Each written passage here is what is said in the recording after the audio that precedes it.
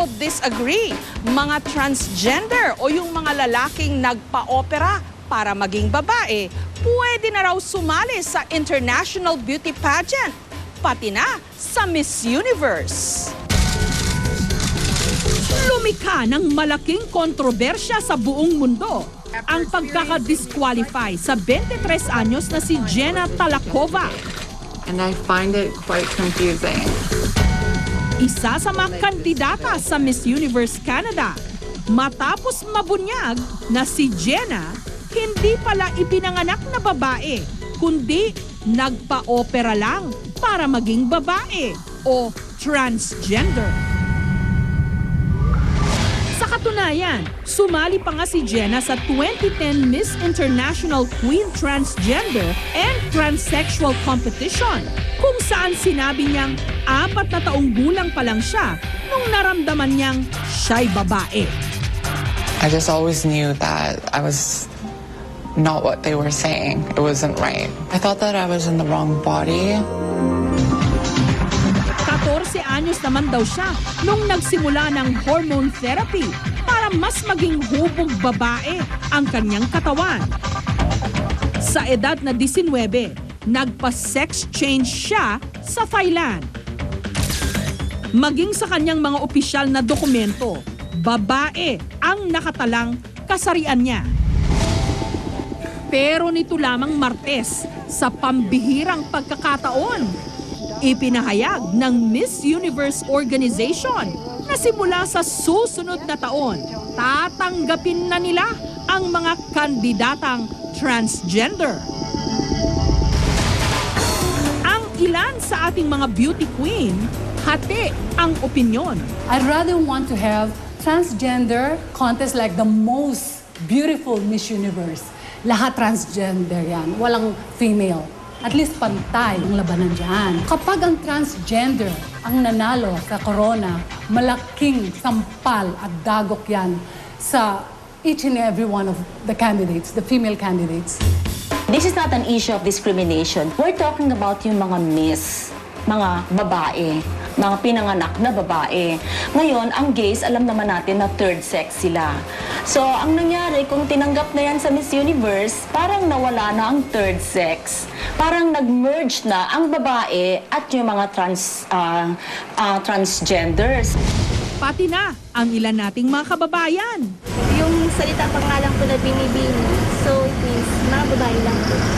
Pagandahan kasi yun parang papakita mo yung pinakamagandang nilalang sa buong mundo, parang siguro ayos na rin yun. Parang walang nadidiscriminate. Para sa akin, hindi ako pabor kasi lalaki siya tsaka ano siya bakla.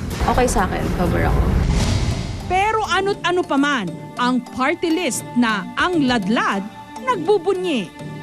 Masaya kasi napasok sa limelight itong issue ni Jenna at kung paano siya nasuportahan ng kanilang batas sa Canada para maisulong yung kanyang pangarap na makasali sa Miss Universe Canada. Kasi dito sa atin sa Pilipinas, alam natin na wala tayong batas para maisulong yung mga taong gustong mangarap din ng katulad ni Jenna. Masaya rin si Bem Bem sa magandang balita mula sa Miss Universe Organization.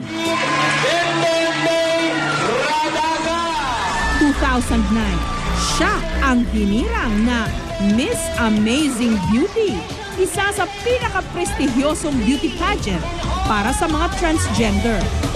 Si Bem Bem rin ang naging representative ng Pilipinas sa Miss International Queen Pageant sa Thailand na ginanap noong 2010. Sa kasalukuyan, siya rin ang reigning Miss Gay Philippines International. At ang target daw niya ngayong salihan, ang Miss Universe. Hindi raw kasi biro ang mga pinagdaanan niya para maging ganap na babae. Gumastos siya ng humigit kumulang 700,000 pesos para magparetoke ng katawan at magpa-sex change din sa Thailand. It's not just a beauty pageant. It's not just a Miss Universe. Kumbaga, open doors sa aming mga transgender na parang maging equal for everything. Just like mga works, jobs, and opportunity. Parang Parang kasali na kami sa mga babae na parang wala nang discrimination.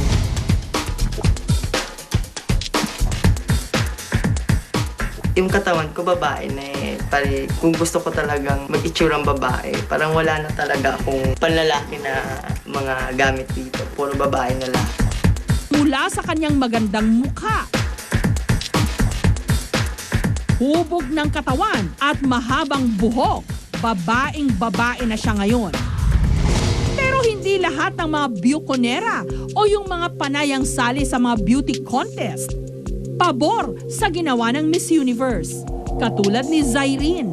Kapag sumali tayo sa pambabaeng kompetisyon, kinalaban na natin ang mga tunay at ganap na babae talaga, parang nyo nang sinabi na kinakahiya nyo ang sarili nyo bilang isang bakla o isang transexual. Tuluyan na silang mag-aambisyon na makasali sa kompetisyon ng isang babae, wala nang sasali sa gay pageant. Mawawala na yan kasi wala nang magtatapat sa sarili nila na sila ay bakla. Iisipin na nila na sila ay isang tunay na babae at kakalimutan nila ang pagiging bakla nila, ang pagiging miyembro nila sa third sex group.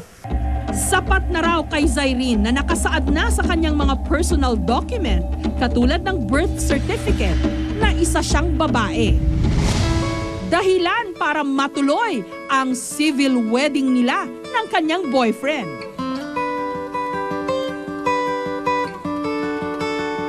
Ito yung copy ng marriage contract namin dalawa. Wala naman nagka-question sa akin eh.